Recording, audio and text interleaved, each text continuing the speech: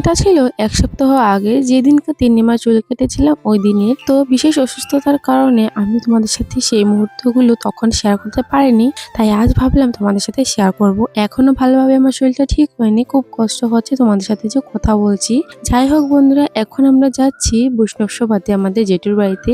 ওখানে গিয়ে সবার প্রথমে দেখছি কীর্তন হচ্ছে, তারপর আমরা এখানে হচ্ছে ভগবানকে নমস্কার করে আর কীর্তনে এসে বসে গিয়েছি। তো অনেকটা সময় কীর্তনে বসেছি, আর এদিকে দেখো ছোট্ট বেবিটা কি সুন্দর করতাল বাজাচ্ছে।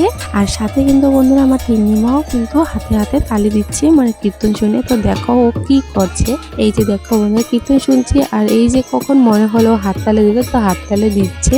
তারপরে দেখো বন্ধুরা চলে আসলো আরতির সময়। তো আরতির সময় সবাই দাঁড়িয়ে গিয়েছি, সবাই দাঁড়িয়ে কিন্তু আরতিটা করতে হয়। তারপরে এদিকে দেখো আরতি করা হচ্ছে ঠাকুর ঘরে, আর আরতি করা শেষ পর কিন্তু সবাইকে হচ্ছে গিয়ে শান্তির জলটা হচ্ছে বৈষ্ণব ছিটিয়ে দিয়েছি। এই যে দেখো সবাইকে ছিটিয়ে দিয়েছি, আর কিন্তু বেশ কীর্তন হয়েছিল। আর এদিকে দেখো বন্ধুরা এদিকে রান্না করার আয়োজন করা হয়েছে। তারপর বন্ধুরা অনেকটা সময় কীর্তন হওয়ার পর লুট দেওয়া হলো, তারপর আমরা সবাই খেতে বসে গিয়েছি। তো খাওয়াতে বসার পরই সবার প্রথমে থালি গ্লাস জল ওগুলো চলে আসলো, তো হাত ধুয়ে কিন্তু প্রসাদও চলে আসলো। কিন্তু বন্ধুরা বৈষ্ণব সভার প্রসাদ কিন্তু এরকম খাওয়া যাবে না, কারণ বন্ধুরা এখানে হচ্ছে গিয়ে বৈষ্ণব কিছু বলবে, এটা মানে আমি বুঝি যদিও তোমাদেরকে বোঝাতে পারলাম না।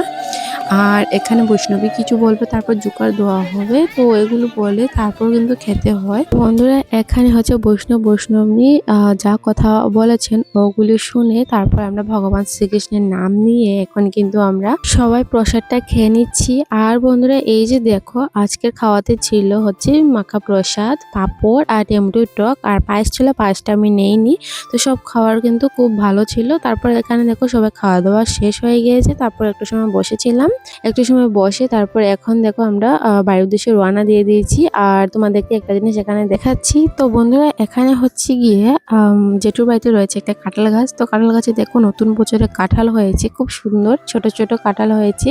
তো এই কাঁঠাল থেকে কিন্তু বন্ধুরা এই যে দেখো কটা একটা কাঁঠাল খেয়ে নিয়েছে। যাই হোক তারপর এই যে দেখো আমরা চলে আসছি, এটা নেমে চলে আসছি এখন বাড়িতে। আর তোমাদেরকে একটা কথা বলি, আমরা যখন ছোট ছিলাম আমাদের বাড়িতে টিলা ছিল, প্রায় সবার বাড়িতেই টিলাদের মধ্যে ছিল, কিন্তু জেঠুর বাড়িতে এত উঁচু জায়গায় এখনো রয়েছে। আমরা কিন্তু সময়ের সাথে সাথে সবাই কিন্তু নিচে নেমে গেছি চিল্লা থেকে, কিন্তু জেঠু তারা বোধহয় আর নামবে না, কারণ ওখানে দেখেছি তারা পাকা ঘর তৈরি করে নিয়েছে।